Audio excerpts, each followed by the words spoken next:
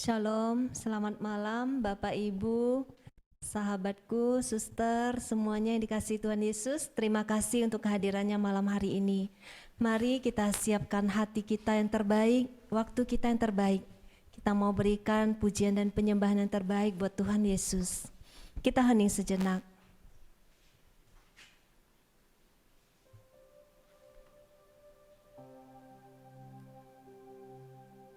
Dalam nama Bapa dan Putra dan Roh Kudus, amin. Mari kita mau naikkan korban syukur kita. Kita mau naikkan pujian dan penyembahan kita dari hati kita. Kita mau bersyukur bahwa Dia Allah yang sungguh baik.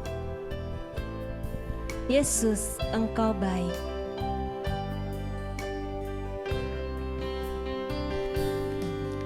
Yesus, Engkau baik. Sungguh baik, sangat baik, Yesus.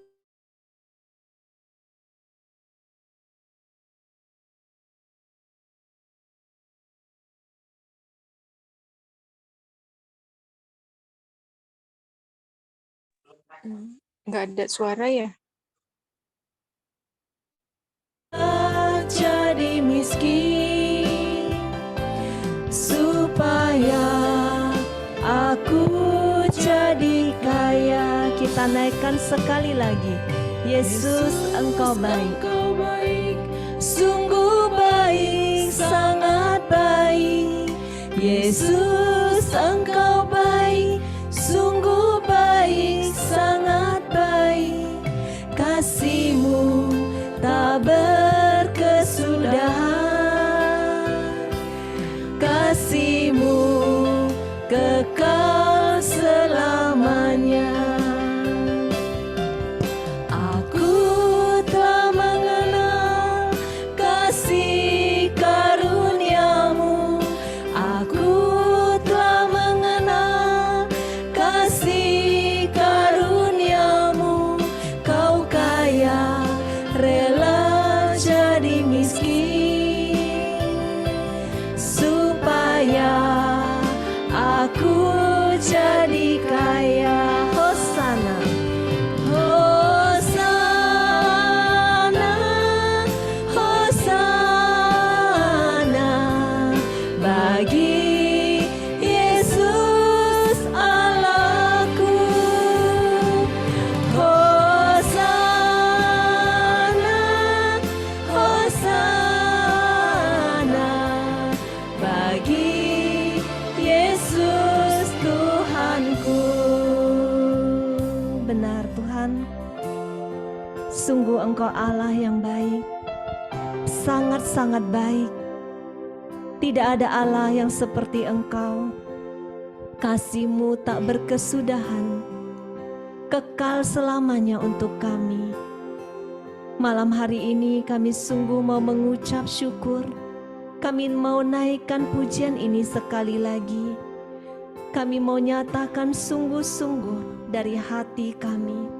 Yesus, Engkau baik. Yesus, Engkau baik. Sungguh baik, sangat baik. Yesus, Engkau baik. Sungguh baik, sangat baik. Kasih-Mu tak berkesudahan. Kasih-Mu kekal selamanya. Aku telah mengenal kasih karunia-Mu. Aku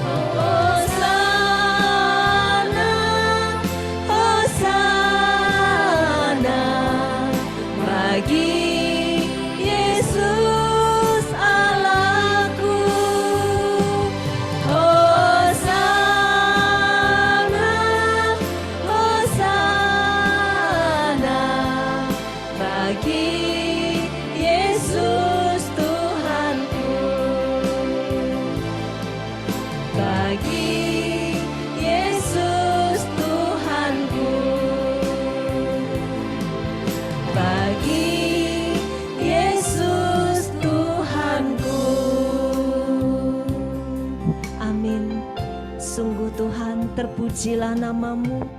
Engkau sungguh Allah yang baik, penolong yang selalu setia, sahabat yang tidak pernah meninggalkan kami.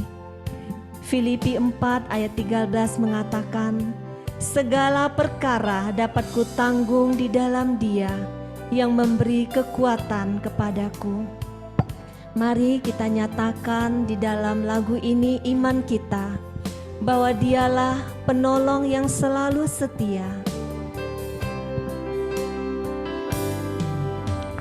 Penolong yang selalu setia, memenuhi keperluanku. Tak pernah Dia mengecewakan. Yesusku tak pernah gagal. Segala perkara dapat ku tanggung di dalam Dia yang memberi kekuatan. Tuhan Yesus penolong dan sahabat, tetap percaya Tuhan setia. Penolong yang selalu setia, penolong yang selalu setia,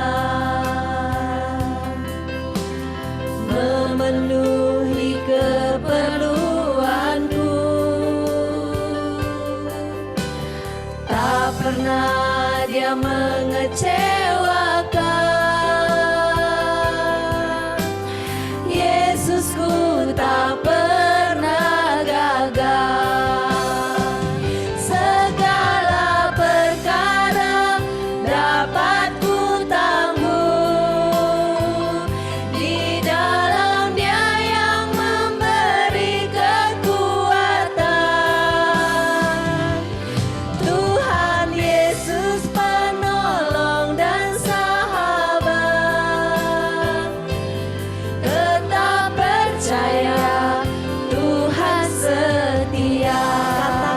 Katakan segala perkara dapat ku tanggung di dalam Dia yang memberi kekuatan. Tuhan Yesus penolong dan sahabat, tetap percaya Tuhan setia. Benar Tuhan, Engkau sungguh penolong, Engkau sungguh sahabat yang setia. Ketika Engkau berjalan bersama dengan kami Tuhan, kami tahu, kami percaya Engkau tidak pernah gagal. Ketika Engkau memulai di dalam kehidupan kami, Engkau akan menyelesaikan dengan indah. Engkau Yesus yang tidak pernah gagal. Mari kita nyatakan sekali lagi di dalam iman, segala perkara dapat kutanggung di dalam Dia. Segala perkara dapat ku tanggung di dalam Dia yang memberi kekuatan. Tuhan Yesus penolong dan sahabat, tetap percaya Tuhan setia. Tetap percaya Tuhan setia. Tetap percaya Tuhan setia. Amin. Kami mau percaya Engkau Allah yang setia. Ketika Engkau berjanji di dalam setiap perkataanmu Tuhan, di dalam setiap firman-Mu, kami mau letakkan percaya kami hanya kepadamu. Walaupun kami sering tidak mengerti apa apa yang sedang kami alami saat ini Tuhan. Mengapa harus terjadi? Kami mau tetap setia. Kami mau tetap mengikuti jejak-Mu. Sering ku tak mengerti jalan-jalan-Mu Tuhan, bagai di belantara yang kelam. Tanpa seribu tanya, namun tetap percaya, jejak-Mu Tuhan sungguh sempurna. Ajarku memahami semua yang Kau ingini, agar hidupku puaskan hati-Mu. Bagimu aku rela sepenuh hati menghamba, serahkan diri genapi karya-Mu.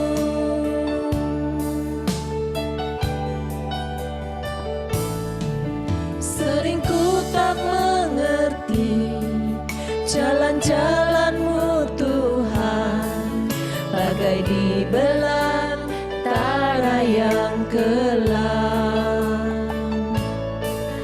Tanpa seribu tanya, namun tetap percaya, jejak-Mu Tuhan sungguh sempurna.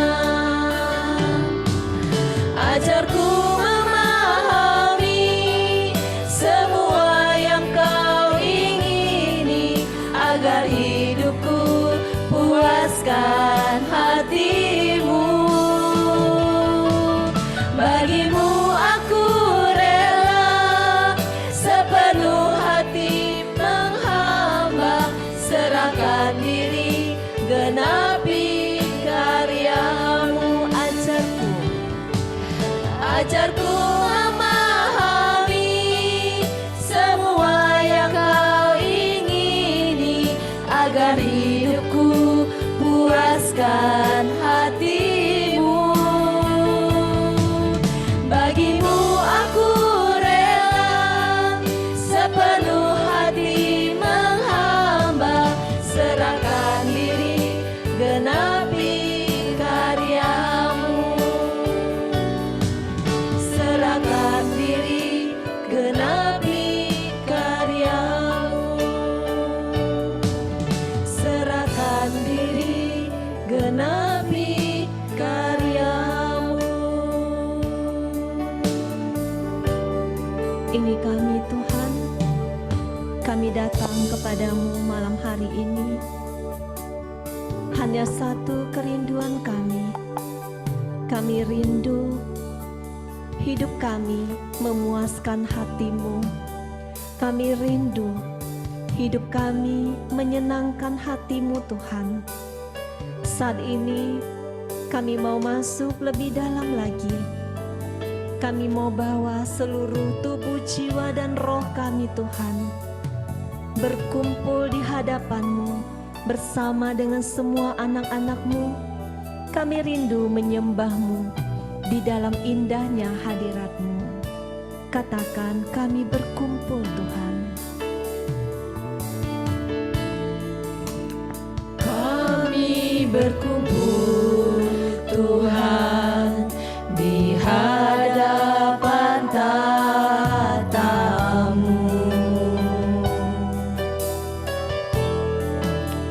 Sujud menyembah dalam indahnya hadirat-Mu.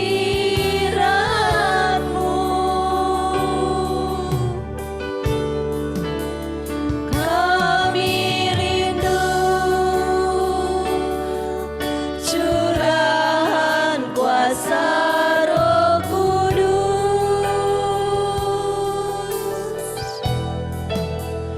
genapi firman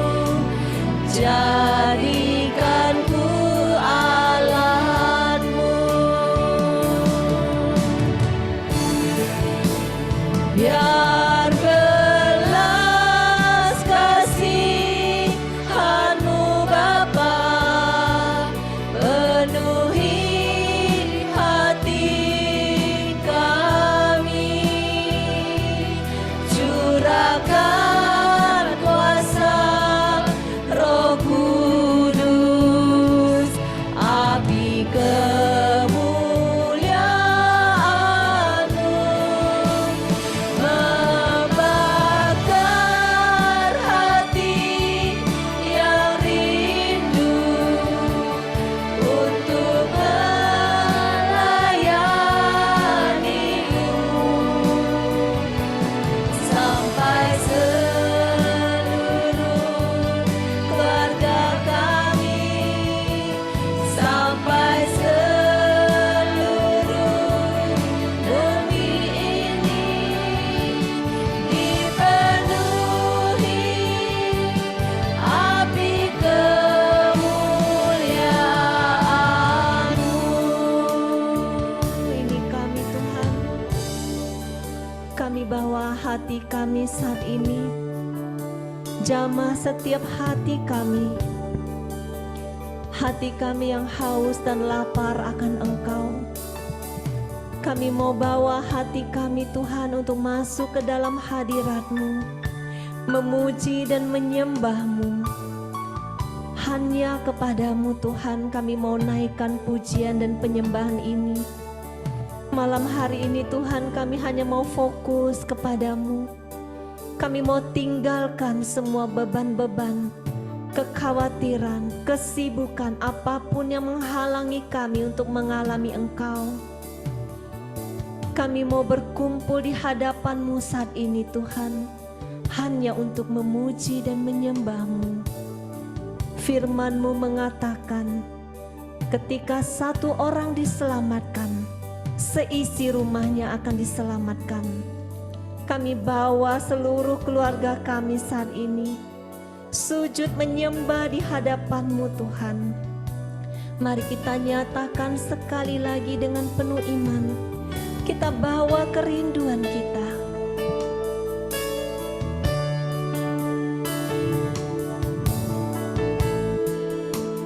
Kami berkumpul Tuhan di hadapan tahta-Mu,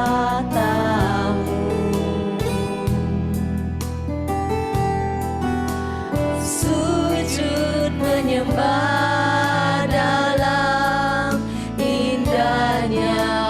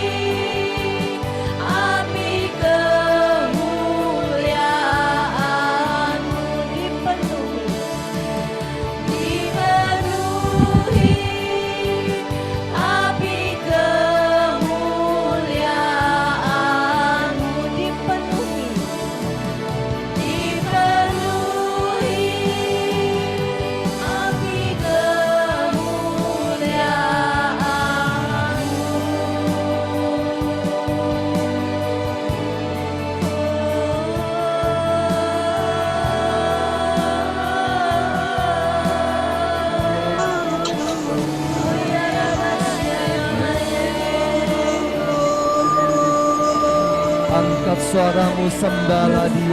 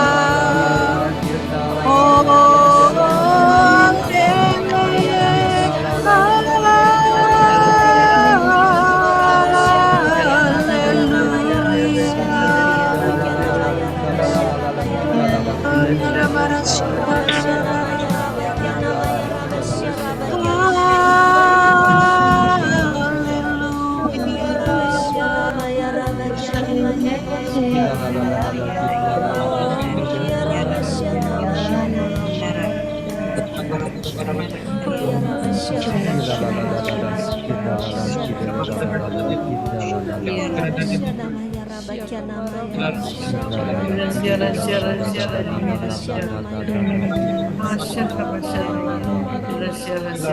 Sembahlah Dia, sembah Dia, sembah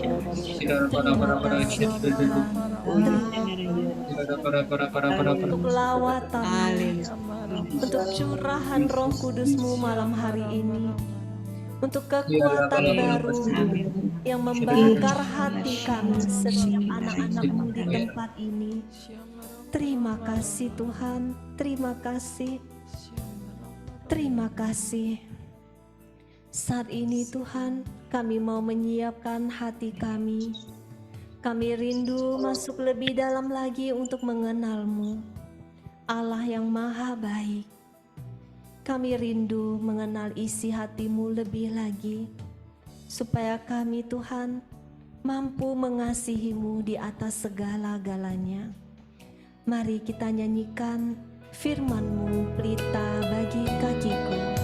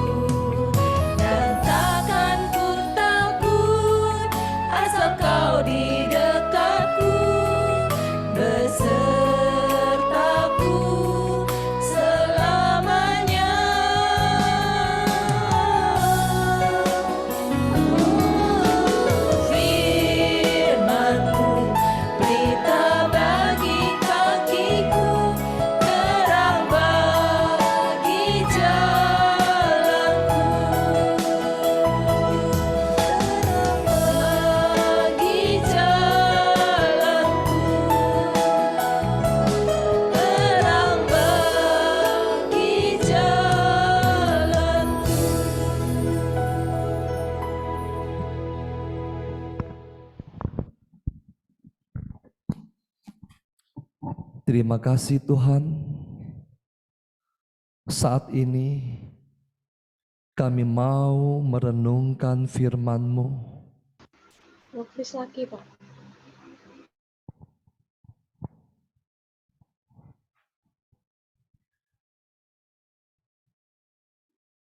Tes, Tes, Christine bisa dengar?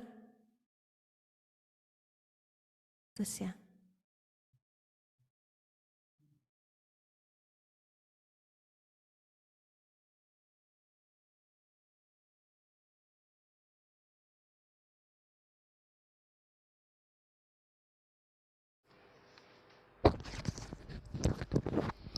Tes, sekarang oke ya?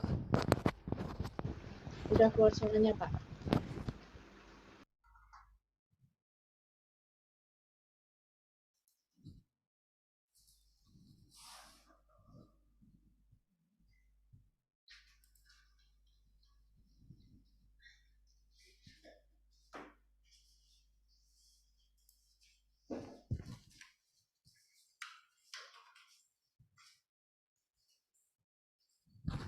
Sekarang gimana? Jelas ya? Jelas tapi agak kecil ya, Pak ya. Tes, Lebih tes, tes, jelas. tes, tes, tes, tes. Ya itu. Oke. Oke Oke. ya?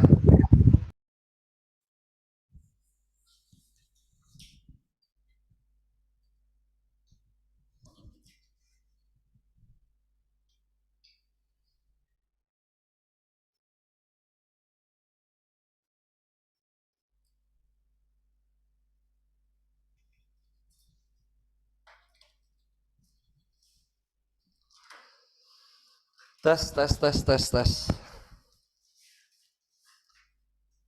Selamat malam Bapak Ibu Suster semuanya. Kalau suaranya hilang, Christine kasih tahu lagi ya. Yuk, mari kita tundukkan kepala berdoa.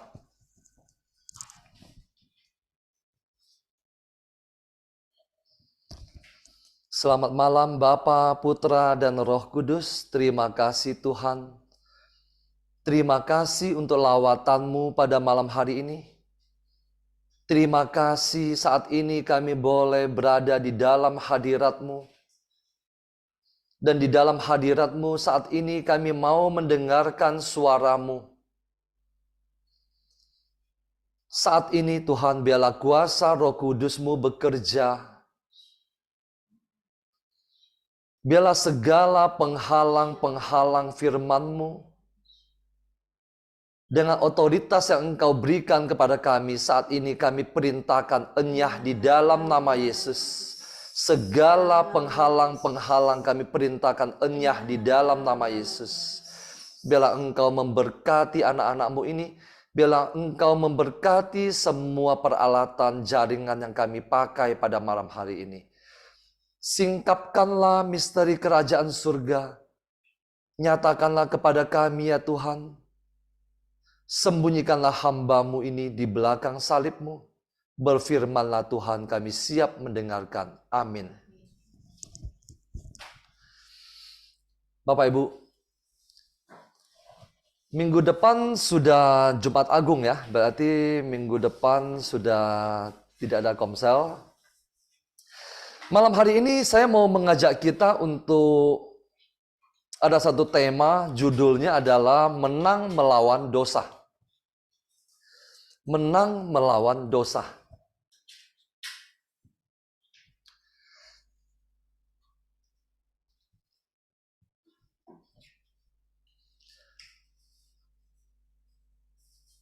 Suara saya jelas ya? Oke ya. Saya mau mulai takut suaranya nggak ada. Oke. Tema pada malam hari ini adalah menang melawan dosa. Apa itu dosa, Bapak Ibu, Suster? Dosa adalah pekerjaan iblis. Sebab iblis berbuat dosa dari mulanya, kata firman Tuhan. Apa itu dosa? Dosa adalah setiap tindakan melawan Allah. Setiap tindakan melawan Allah itu adalah dosa. Penjabaran soal dosa bisa sangat luas, bisa menghabiskan berseri-seri, berjilid-jilid, tetapi pada malam hari ini saya akan memberikan satu sudut pandang, salah satu sudut pandang, dan semoga bisa memberikan inspirasi bagi kita. Dosa adalah setiap setiap tindakan melawan Allah. Akibat dari dosa adalah membuat manusia terpisah dari Allah. Jadi sangat simpel. Apa itu dosa? Dosa adalah setiap tindakan melawan Allah.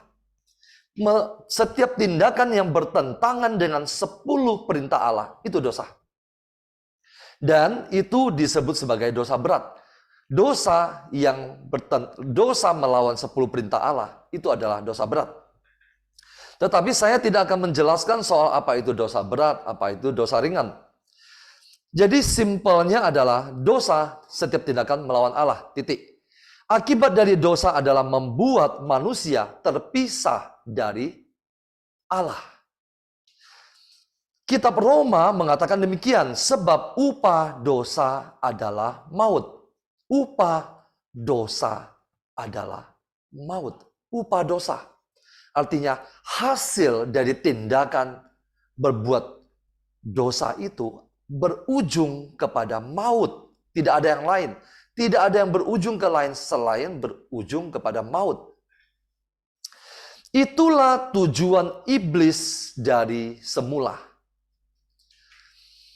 Sebelum masuk ke dalam pembahasan tema kita menang melawan dosa, coba kita renungkan beberapa kisah dalam Alkitab. Bagaimana awal mulanya manusia jatuh dan terperangkap dalam dosa.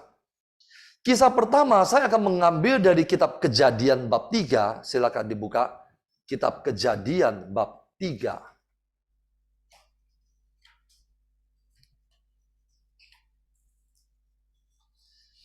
Kitab Kejadian bab 3 ayat 1 sampai 5. Kejadian 3 ayat 1 sampai 5. Saya hanya ingin menunjukkan 5 ayat. Bagi Bapak Ibu yang ingin mendapatkan penjelasan full dari kisah tentang jatuhnya manusia dan kisah di Taman Eden, dapat membuka dari YouTube Pemurnian Hati kita pada pertemuan Komsel yang ke-77. Ke-77. Nanti akan menemukan yang lengkapnya. Tetapi malam hari ini saya akan menguraikan hanya 5 ayat ini. Manusia jatuh ke dalam dosa. Adapun ular ialah yang paling cerdik dari segala binatang di darat yang dijadikan oleh Tuhan Allah. Ular itu berkata kepada perempuan, ular adalah manifestasi dari iblis. Ular berkata kepada perempuan, tentulah Allah berfirman, semua pohon dalam taman ini jangan kamu makan buahnya. Bukan, iblis datang menebarkan keraguan-raguan. Lalu ayat yang kedua, lalu sahut perempuan itu kepada ular itu, buah pohon-pohonan dalam taman ini boleh kami makan. Tetapi tentang buah pohon yang ada di tengah-tengah taman, Allah berfirman, jangan kamu makan ataupun raba buah itu, nanti kamu mati. Jadi kita lihat, apa yang pernah Tuhan pesan, semua boleh dimakan, iblis datang dengan perkataan lain, semua tidak boleh dimakan. Iblis datang dengan bisikan, dan bisikannya itu selalu bertentangan dengan firman Tuhan. Poin ini dicatat baik-baik. Iblis selalu datang dengan bisikan. Kalau Tuhan berbicara dengan suara lantang, tetapi iblis selalu datang dengan bisikan, dan bisikannya itu selalu dan pasti bertentangan dengan firman Tuhan. Kenapa? Karena iblis adalah pendusta. Jadi, perkataan apapun juga yang kita ragu-ragu, kita harus konfirmasi ke firman Tuhan. Selalu konfirmasi kepada firman Tuhan. Konfirmasi kepada firman Tuhan itu di mana? Selalu mencari dari firman Tuhan. Apa yang dibisikkan ini sama tidak? Kalau apa yang dibisikkan ini berbeda, berarti itu pasti datang dari iblis. Ayat keempat, tetapi ular itu berkata kepada perempuan itu, sekali-kali kamu tidak akan mati.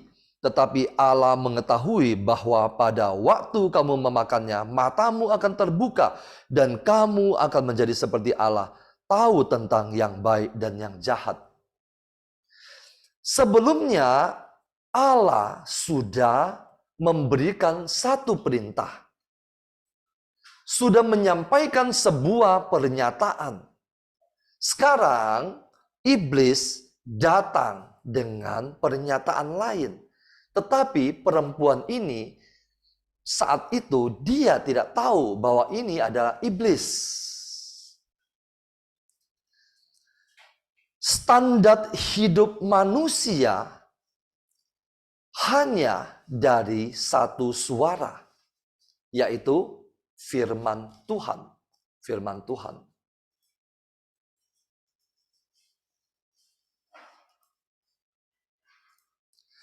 Standar hidup manusia hanya dari satu suara, yaitu firman Tuhan.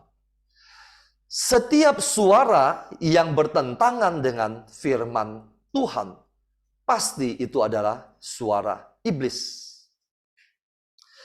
Di Taman Eden itu hanya ada satu suara seharusnya, yaitu suara Tuhan. Tetapi Hawa membuka komunikasi dengan suara lain. Dan suara itu berbicara sesuatu yang bertentangan dan tidak sama dengan firman Tuhan. Hawa juga Adam jatuh yang kita sebut sebagai dosa pertama dan yang kemudian menyeret seluruh umat manusia terperangkap di dalam dosa yang disebut sebagai dosa asal. Hanya karena apa? Karena mendengarkan suara lain selain suara Tuhan. Itu adalah awal mula dosa pertama. Sekarang saya akan memberikan contoh yang kedua dari kisah kedua, yaitu Kejadian 4. Kejadian 4 tinggal dibuka sebaliknya. Di dalam perikop Kain dan Habel, saya akan membacakan dari Kejadian 4 ayat 5 sampai 8. 4 ayat. Kejadian 4 ayat 5 bunyinya begini. Tetapi Kain dan korban persembahannya tidak diindahkannya. Tidak diindahkan siapa? Tidak diindahkan oleh Tuhan.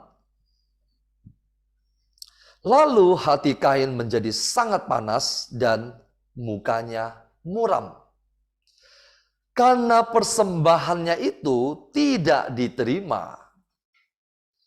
Kain tidak mencari tahu kenapa Tuhan tidak menerima persembahannya. Dan juga tidak berusaha untuk memperbaiki persembahannya supaya diterima. Namun Kain hatinya panas, sangat panas, dan mukanya muram.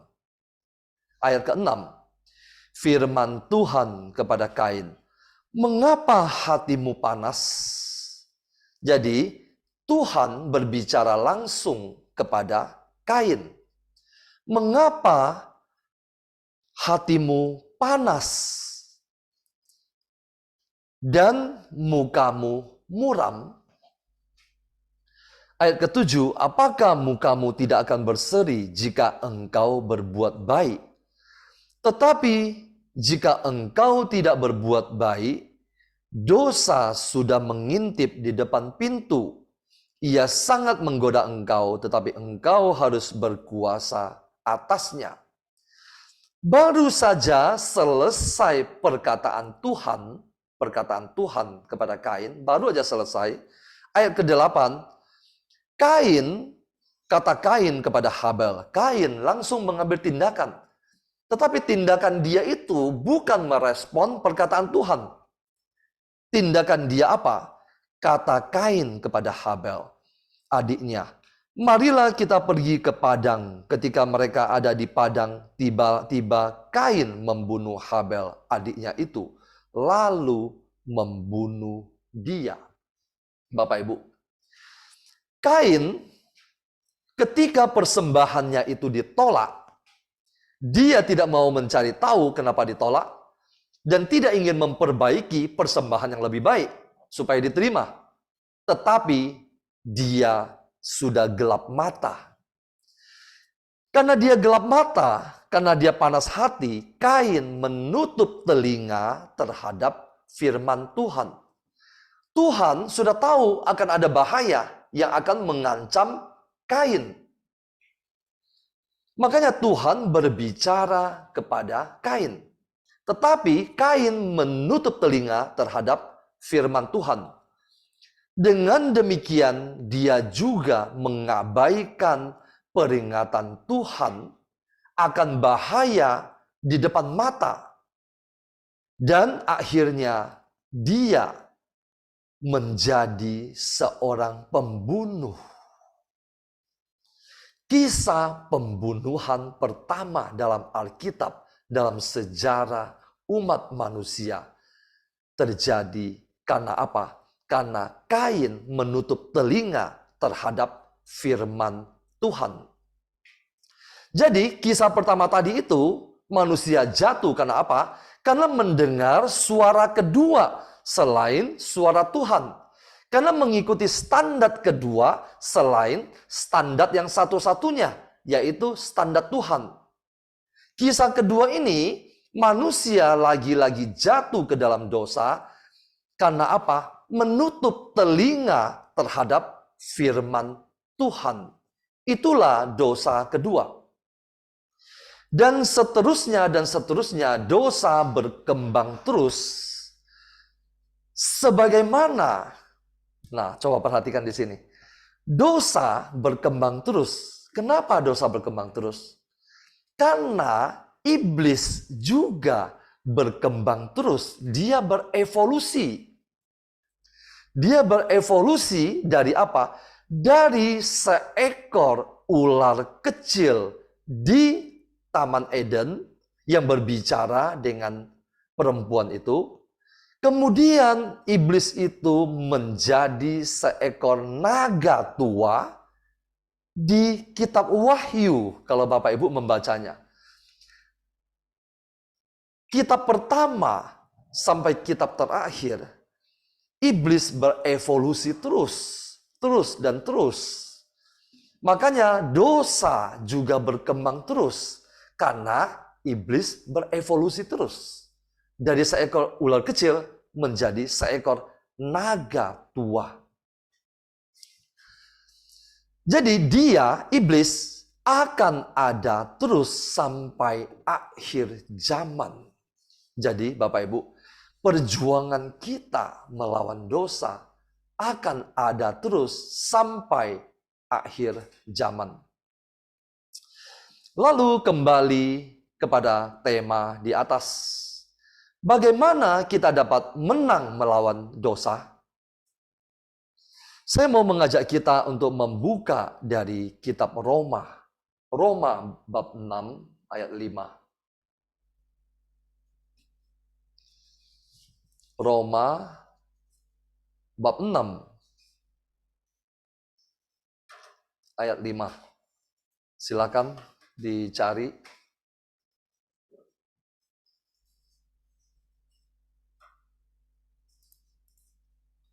Roma bab 6 ayat 5 sampai 13. Mari kita baca bersama-sama. Sebab jika kita telah menjadi satu dengan apa yang sama dengan kematiannya, kita juga akan menjadi satu dengan apa yang sama dengan kebangkitannya. Karena kita tahu bahwa manusia lama kita telah turut disalibkan supaya tubuh dosa kita hilang kuasanya, agar jangan kita menghambakan diri lagi kepada dosa. Sebab siapa yang telah mati, ia telah bebas dari dosa.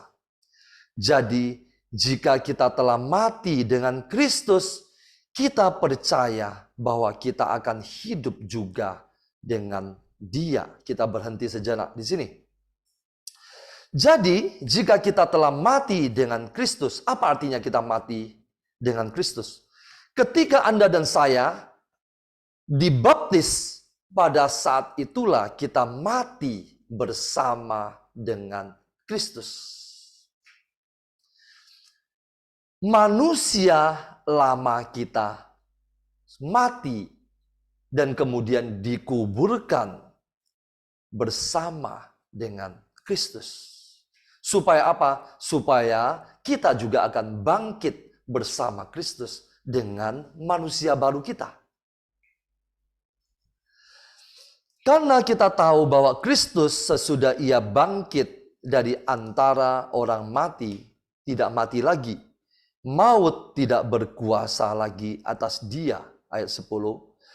Sebab kematiannya adalah kematian terhadap dosa, satu kali dan untuk selama-lamanya.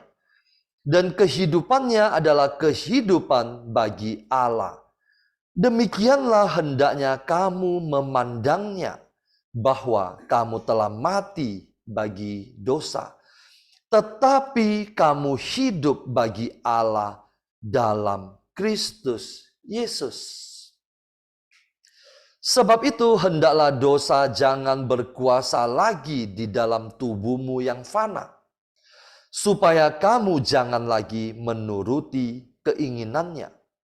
Dan janganlah kamu menyerahkan anggota-anggota tubuhmu kepada dosa untuk dipakai sebagai senjata kelaliman. Tetapi serahkanlah dirimu kepada Allah sebagai orang-orang yang dahulu mati, tetapi yang sekarang hidup, dan serahkanlah anggota-anggota tubuhmu kepada Allah untuk menjadi senjata-senjata kebenaran. Kita kembali ke ayat yang ke-5.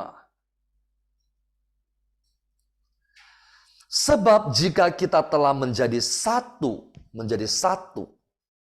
dengan apa yang sama dengan kematian Kristus, kita juga akan menjadi satu dengan apa yang sama dengan kebangkitannya. Bapak Ibu,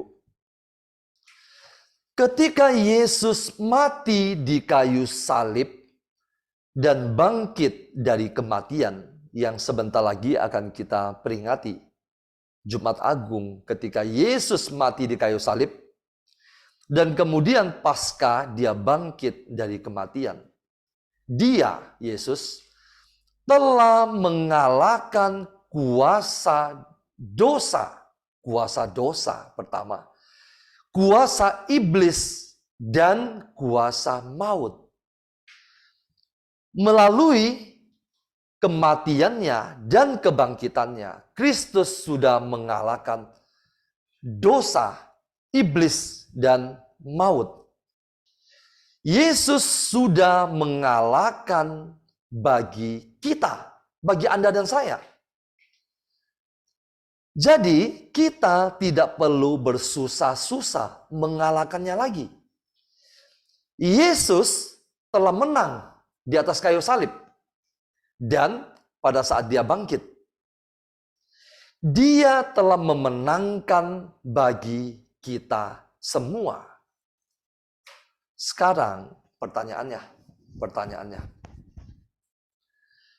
Bagaimana kita dapat menang melawan dosa? Tema kita malam hari ini.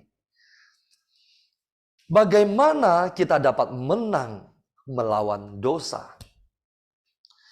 Dari kitab Roma yang baru saja kita baca tadi itu, saya mengambil ada dua kesimpulan. ada 2 poin yang menurut saya cukup penting bagi kita. Poin pertama, bagaimana kita dapat menang melawan dosa. Yang pertama adalah, Bapak Ibu perhatikan baik-baik. Jangan fokus kepada bagaimana kita tidak berbuat dosa atau tidak jatuh ke dalam dosa. Jangan fokus kepada persoalan itu. Banyak orang fokus kepada persoalan itu. Saya berjuang supaya tidak jatuh ke dalam dosa, tidak berbuat dosa. Tetapi semakin dia fokus kepada persoalan itu, semakin dia jatuh ke dalam dosa.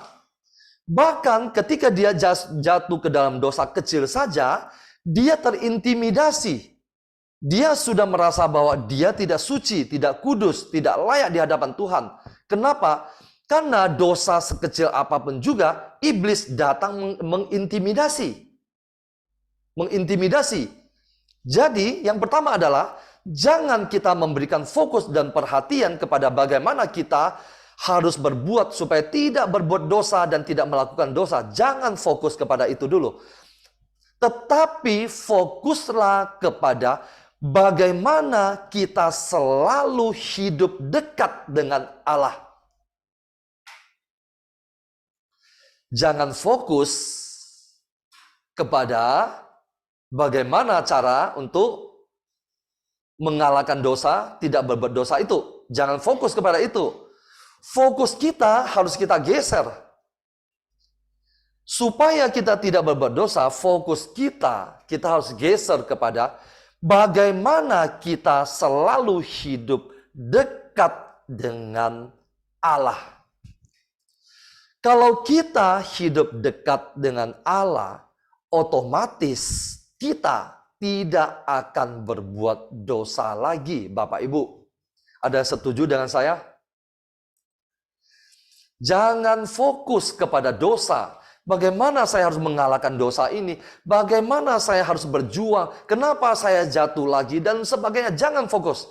Tetapi fokuslah keintiman Anda dengan Allah. Otomatis dosa akan berhenti.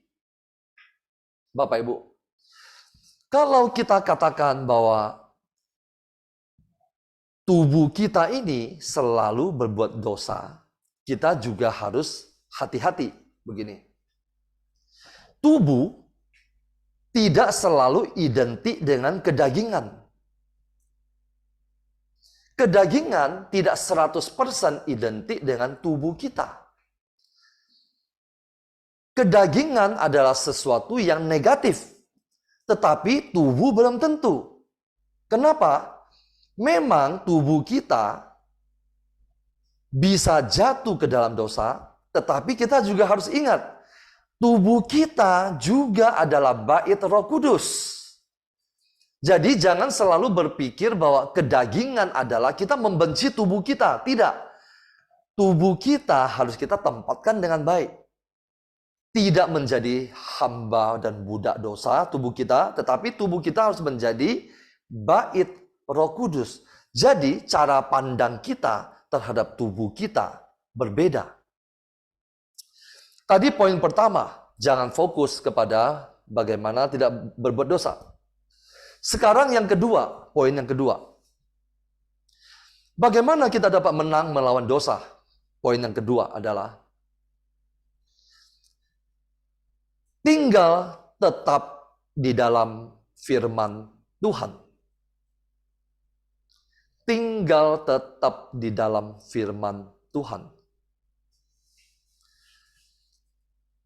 Hanya mendengar dari satu suara. Hanya mendengar dari satu suara. Yaitu suara Tuhan. Hanya berpatokan dengan satu standar. Yaitu standar Tuhan. Standar Tuhan.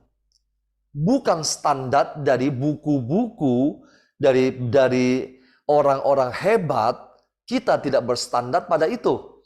Tetapi hanya berpatokan dengan satu standar. Yaitu standar Tuhan.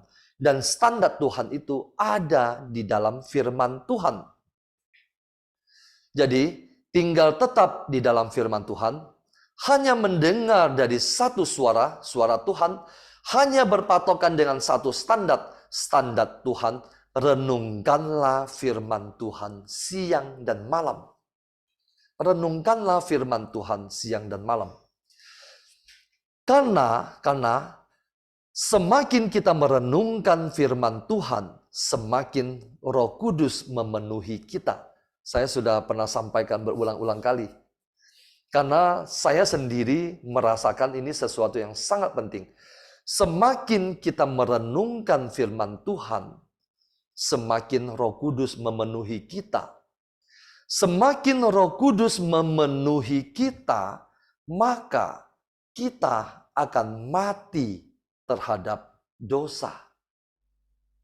Jadi kalau ada yang bertanya, bagaimana caranya kita bisa dipenuhi oleh Roh Kudus? Jawabannya adalah renungkanlah firman Tuhan. Semakin Anda merenungkan firman Tuhan, semakin Roh Kudus memenuhi Anda. Semakin Roh Kudus memenuhi Anda, semakin Anda akan memahami firman Tuhan. Kenapa? Karena firman dan Roh Kudus adalah satu kesatuan meskipun tidak sama. Firman dan Roh Kudus adalah satu kesatuan. Di mana firman Tuhan diwartakan, di situ Roh Kudus bekerja. Di mana Roh Kudus bekerja, di situ firman Tuhan dinyatakan. Dengan demikian, kita akan mati terhadap dosa. Di dalam Injil Yohanes bab 8 ayat 31 dan 32 bunyinya begini. Saya akan bacakan, Bapak Ibu nggak usah buka, nggak apa-apa. Maka kata Yesus kepada orang-orang Yahudi yang percaya kepadanya. Yesus berkata kepada orang-orang Yahudi yang percaya kepadanya. Jikalau kamu tetap dalam firman-Ku, kamu benar-benar adalah murid-Ku. Dan kamu akan mengetahui kebenaran, dan kebenaran itu akan memerdekakan kamu. Apa artinya, Bapak Ibu? Kebenaran, apa itu kebenaran? Firman Tuhan adalah kebenaran. Firman Tuhan adalah kebenaran, dan kebenaran itu akan memerdekakan kita. Apa yang dimaksud dengan memerdekakan kita? Maksudnya adalah kita selalu akan tampil sebagai pemenang melawan dosa. Dan kita tidak akan pernah menjadi budak dosa. Karena kebenaran itu akan memerdekakan Anda dan saya. Terima kasih, Tuhan Yesus memberkati.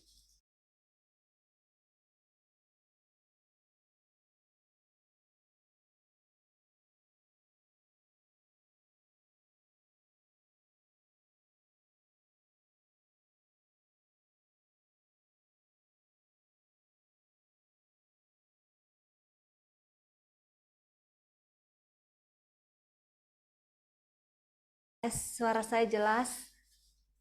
Oke, saya lanjutkan.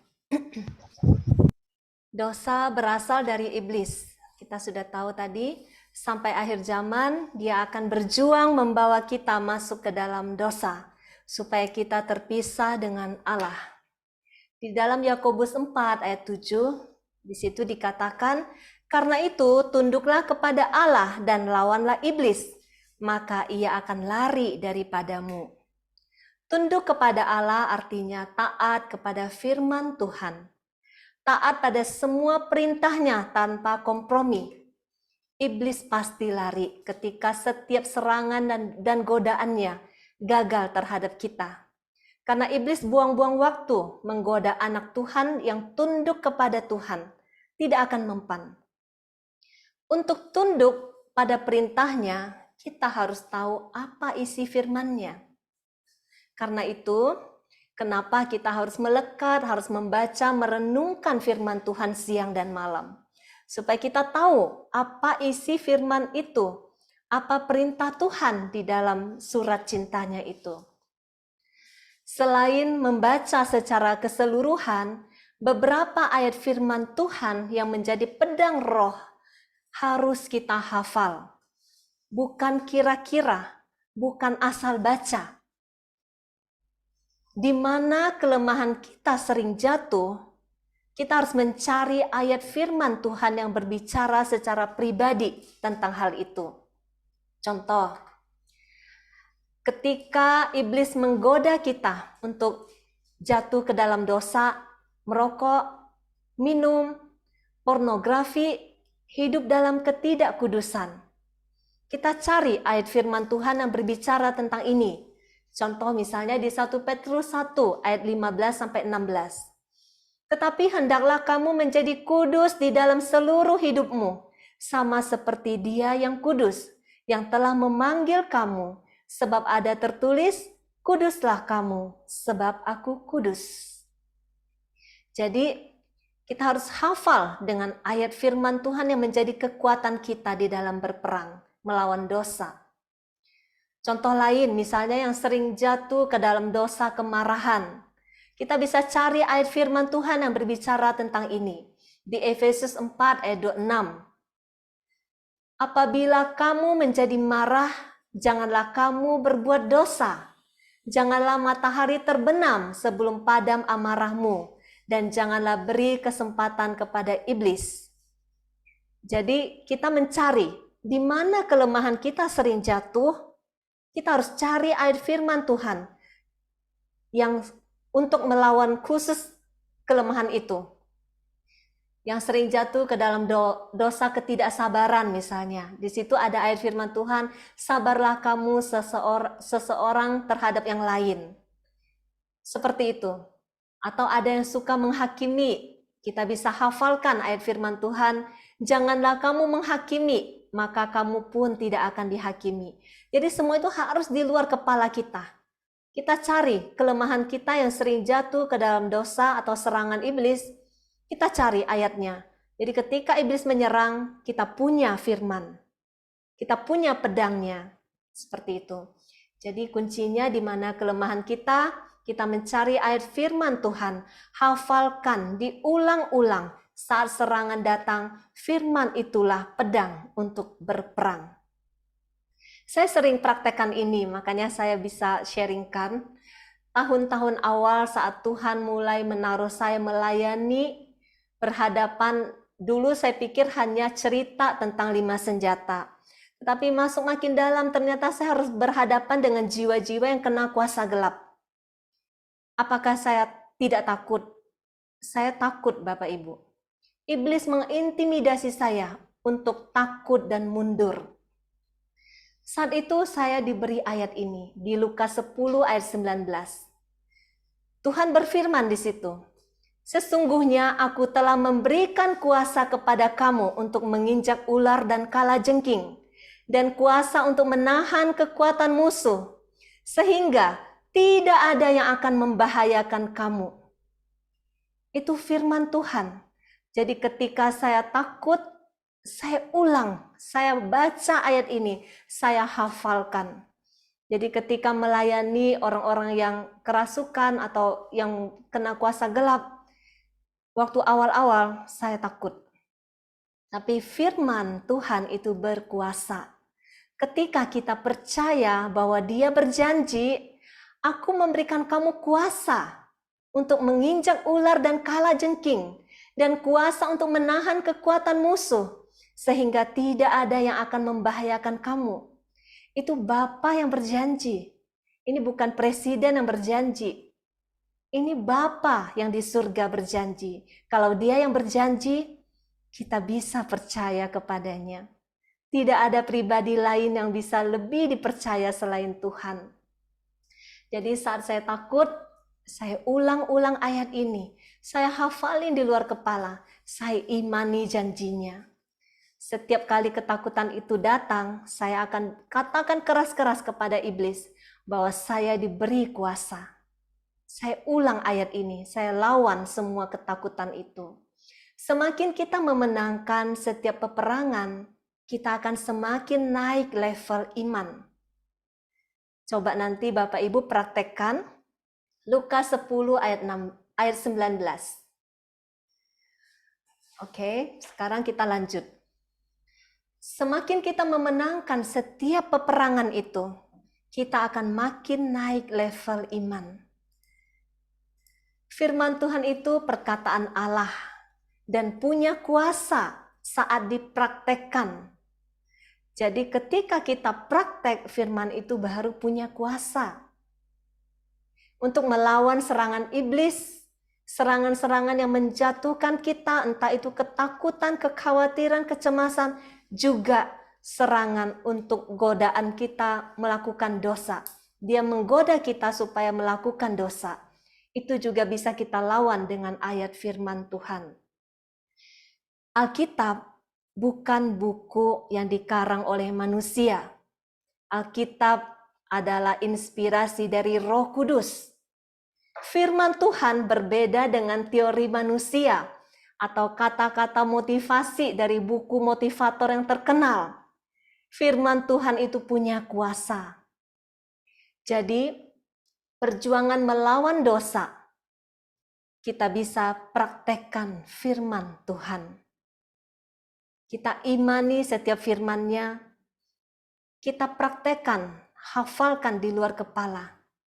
Kita imani saat kita memperkatakannya. Perjuangan melawan dosa sesungguhnya adalah perjuangan untuk taat kepada firman Tuhan.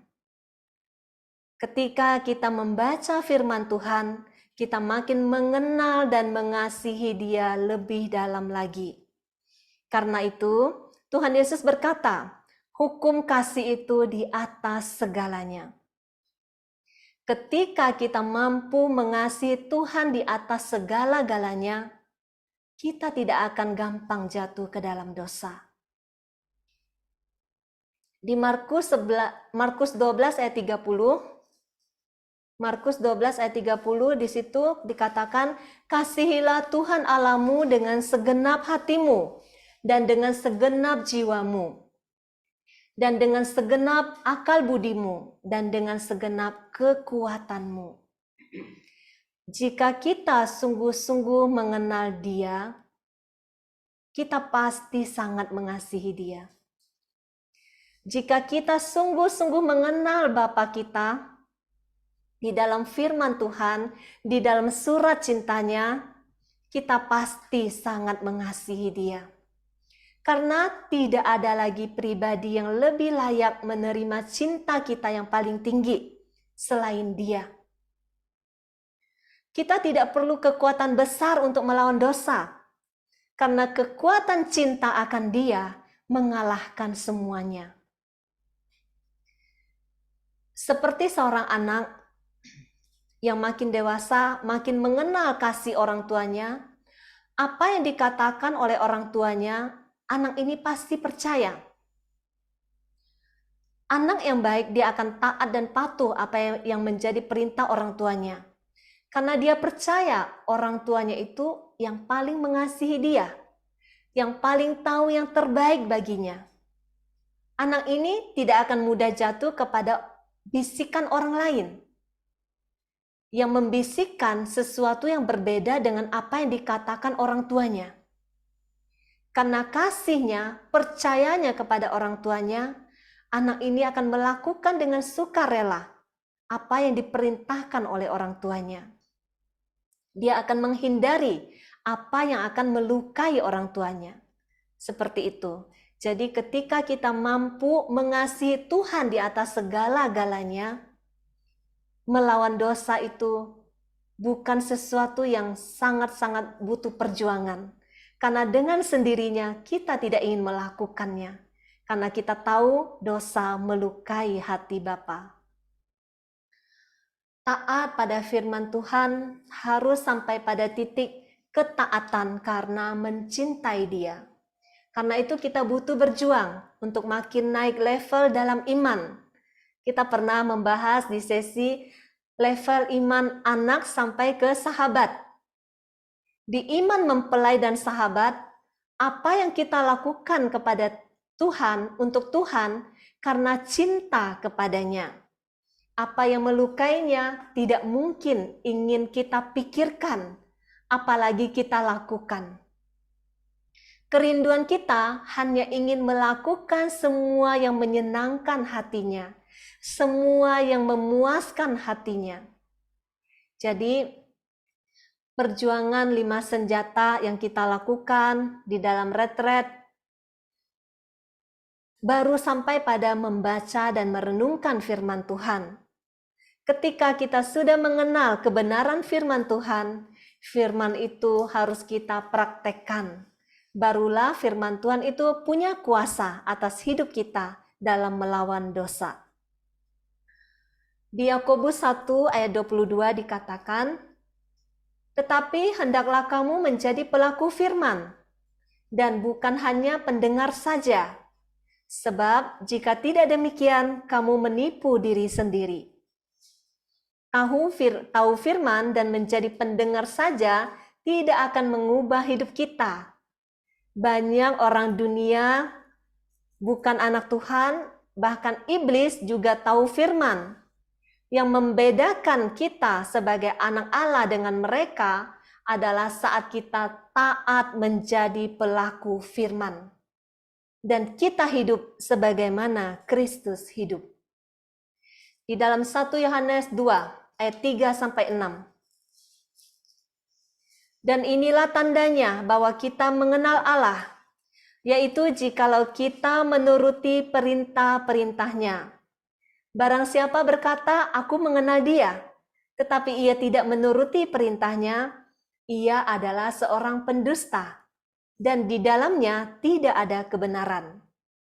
Tetapi barang siapa menuruti firman-Nya, di dalam orang itu sungguh sudah sempurna kasih Allah. Dengan itulah kita ketahui bahwa kita ada di dalam Dia. Barang siapa mengatakan bahwa ia ada di dalam Dia, ia wajib hidup sama seperti Kristus telah hidup." Firman Tuhan akan membuka mata kita untuk mengenal siapa Allah kita dan betapa Dia mengasihi kita. Siapa jati diri kita yang sesungguhnya. Jadi membaca firman Tuhan akan menghantar kita pada sebuah kerelaan yang penuh cinta untuk taat kepada perintahnya. Ketika kita ada cinta kepada Tuhan, kita takut melukai hatinya. Kita tidak akan melakukan dosa. Jadi dikatakan tadi, tetapi barang siapa menuruti firman-Nya, di dalam orang itu sungguh sudah sempurna kasih Allah. Dengan itulah kita ketahui bahwa kita ada di dalam Dia. Tetap berada di dalam Dia. Ketika kita tinggal di dalam firman-Nya, melakukan firman-Nya, disitulah kita berbuah roh. Lahir dari manusia, ketika kita lahir menjadi bayi, kita lahir secara daging. Lahir dari Allah, kita lahir di dalam roh. Ada kuasa ilahi yang membuat kita tidak tertarik lagi dengan dosa ketika kita sungguh-sungguh lahir di dalam roh. Karena Allah yang melindungi kita dan si jahat tidak dapat menjamah kita. Itu ada di dalam 1 Yohanes 5 ayat 18. 1 Yohanes 5 ayat 18, kita tahu bahwa setiap orang yang lahir dari Allah tidak berbuat dosa, tetapi Dia yang lahir dari Allah melindunginya, dan si jahat tidak dapat menjamahnya. Jadi ketika kita lahir baru di dalam roh, kita tidak lagi ingin melakukan dosa, karena si jahat tidak bisa menggoda kita lagi untuk melakukan dosa itu. Keputusan mengikuti Tuhan adalah keputusan meninggalkan dosa, manusia lama, kehidupan lama, dan lingkungan lama. Kita harus memisahkan diri dari dunia. Kita tidak akan sama lagi dengan mereka ketika kita mau hidup di dalam Tuhan, hidup di dalam roh. kita harus memisahkan diri dari dunia. Kita harus memilih dengan siapa kita bergaul. Dengan siapa Anda bergaul akan menentukan masa depan hidup kekal Anda ada di mana. Di dalam 1 Korintus 15 ayat 33 dikatakan, janganlah kamu sesat, pergaulan yang buruk merusakkan kebiasaan yang baik. Jadi perjuangan melawan dosa adalah perjuangan meninggalkan lingkungan-lingkungan yang tidak membawa kita kepada hidup rohani. Kita harus memisahkan diri. Kita baru bisa melepaskan dosa-dosa lama kita. Di dalam Roma 12 ayat 2 dikatakan, janganlah kamu menjadi serupa dengan dunia ini, tetapi berubahlah oleh pembaharuan budimu, sehingga kamu dapat membedakan manakah kehendak Allah, apa yang baik, yang berkenan kepada Allah, dan yang sempurna. Firman Tuhan itu seperti cermin. Di sana kita mengenal siapa kita sesungguhnya. Ketika kita tidak pernah membaca firman Tuhan, hidup lama kita ada di dalam dunia ini, berada di antara teman-teman dunia, yang melakukan juga apa yang dunia ini lakukan, kita juga melakukannya. Mungkin kita juga sering ikut gosip, sibuk mereview orang lain, menghakimi, fokus mencari penghiburan dunia. Kita sibuk dengan drama Korea, games, dan masih banyak lagi. Yang kelihatannya bukan dosa, tetapi waktu kita habis dengan banyak perkara-perkara dunia, sehingga kita tidak lagi peka akan dosa. Semakin kita mengikatkan diri dengan dunia, akan semakin memisahkan kita dengan Tuhan. Sehingga kita lupa siapa jati diri kita yang sesungguhnya. Semakin kita membaca firman Tuhan, itu seperti kita bercermin. Kita melihat kembali wajah kita yang sesungguhnya, wajah rohani kita yang sungguh-sungguh sesuai dengan pandangan Allah, yang menurut Allah siapa diri kita itu ada di dalam firman Tuhan.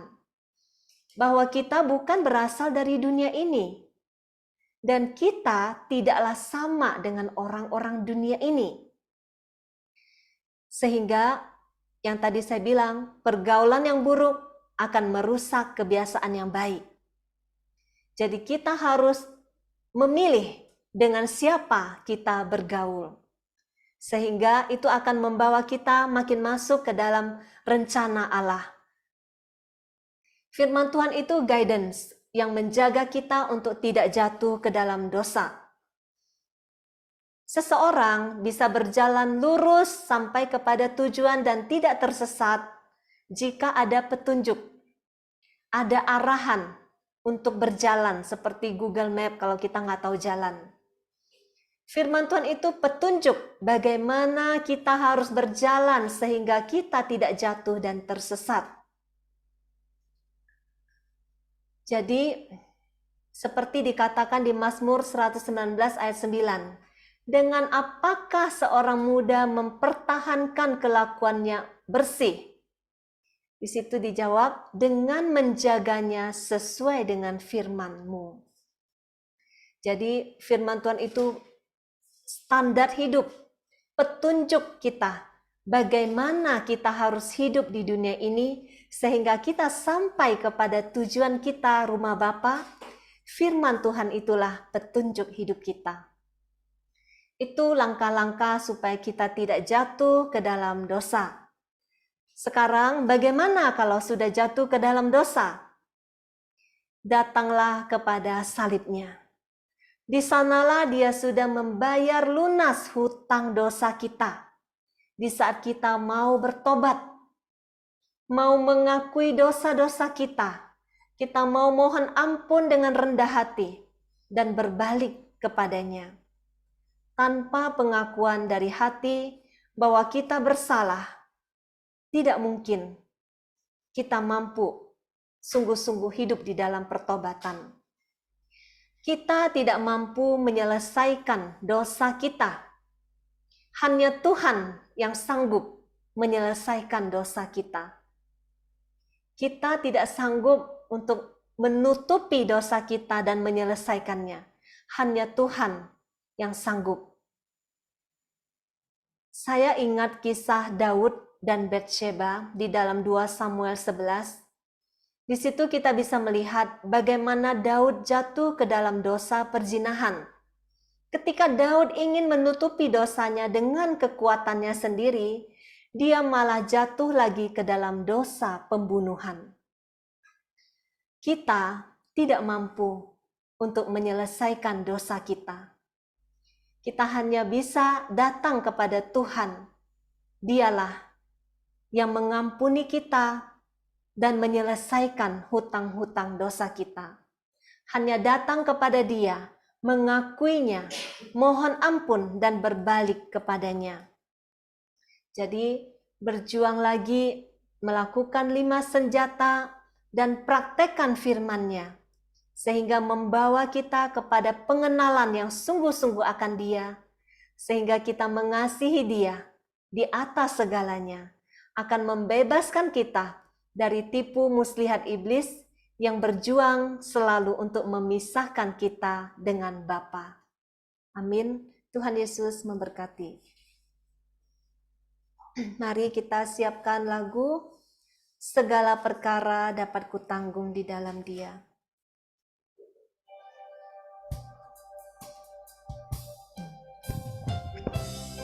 Chris, tolong di-share ya.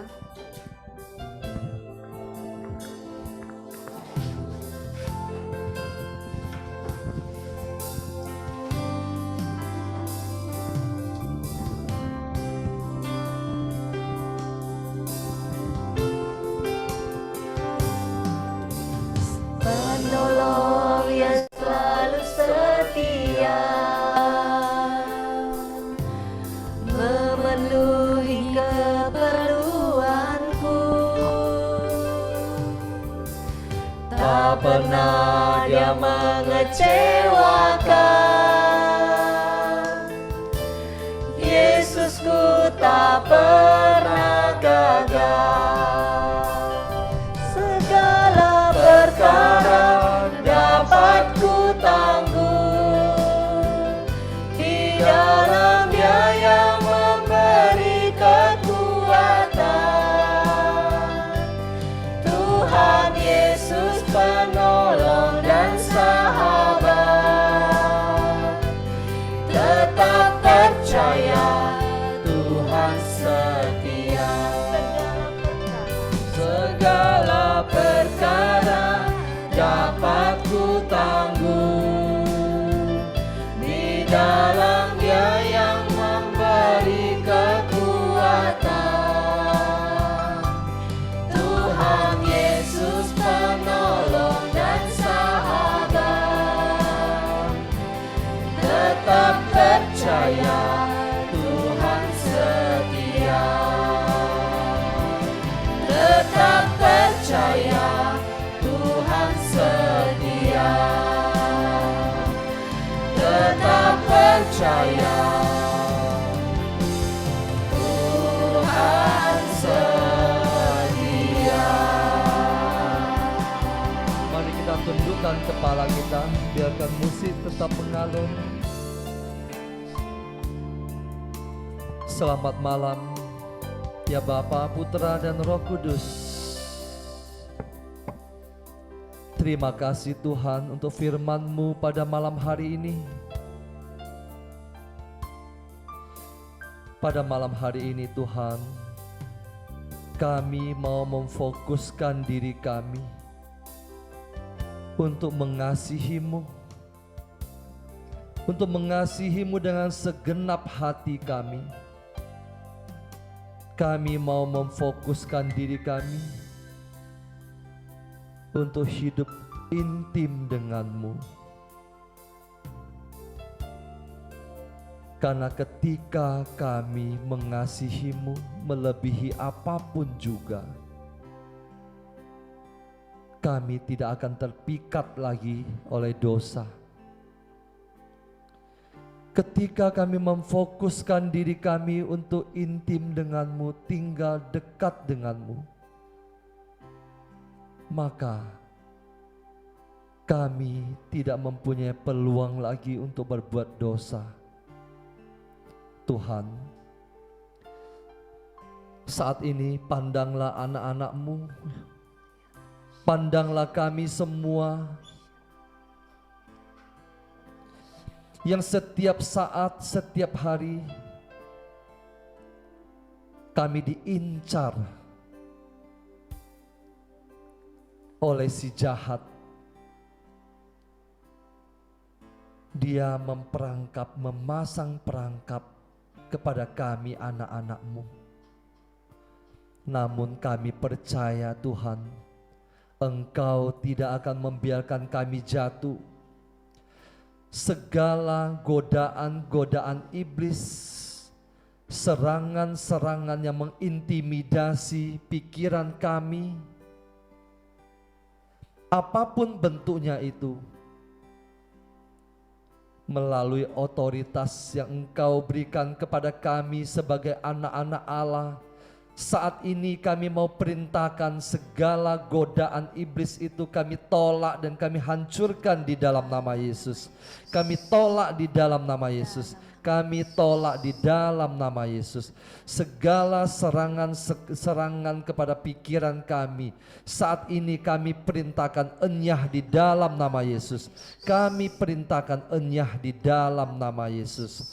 Segala godaan apapun juga, intimidasi, rantai-rantai yang dipasang oleh iblis untuk menjerat kami, saat ini kami mau patahkan di dalam nama Yesus. Kami mau patahkan di dalam nama Yesus. Kami mau hancurkan di dalam nama Yesus. Terima kasih Tuhan, terima kasih Tuhan, terima kasih Tuhan. Engkau tutup bungkus kami, Engkau meteraikan kami anak-anak-Mu dengan darah suci-Mu. Jangan biarkan kami jatuh ke dalam godaan setan. Meteraikanlah kami, meteraikanlah pikiran kami, hati kami, tubuh kami. Meteraikanlah dengan darah suci-Mu yang tertumpah di kayu salib.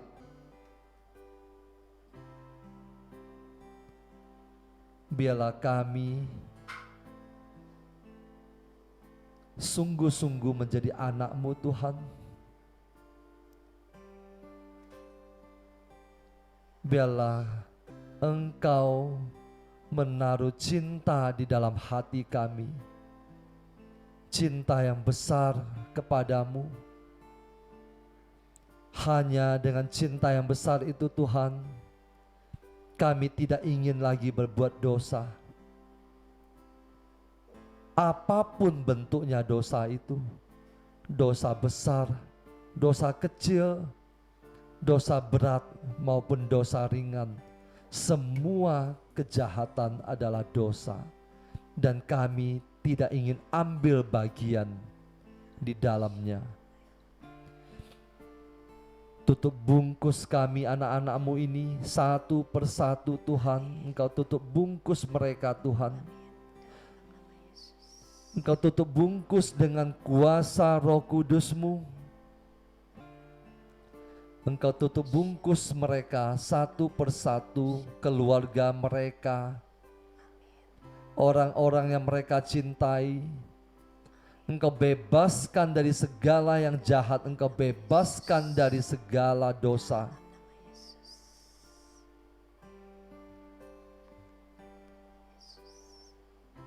Biarlah hanya kuasa-Mu saja yang tinggal di dalam hati kami, yang memenuhi tubuh, jiwa, dan roh kami. Terima kasih Tuhan, terima kasih Tuhan, terima kasih Tuhan. Engkau jaga, Engkau lindungi, dan Engkau pelihara kami, anak-anak-Mu. Terima kasih Tuhan. Saat ini Tuhan, kami mau berdoa untuk semua wujud-wujud doa yang akan kami tampilkan.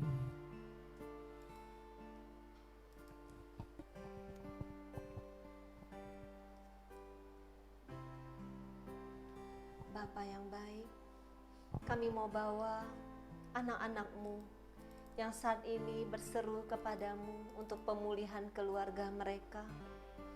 Engkau tahu kerinduan mereka, Bapa.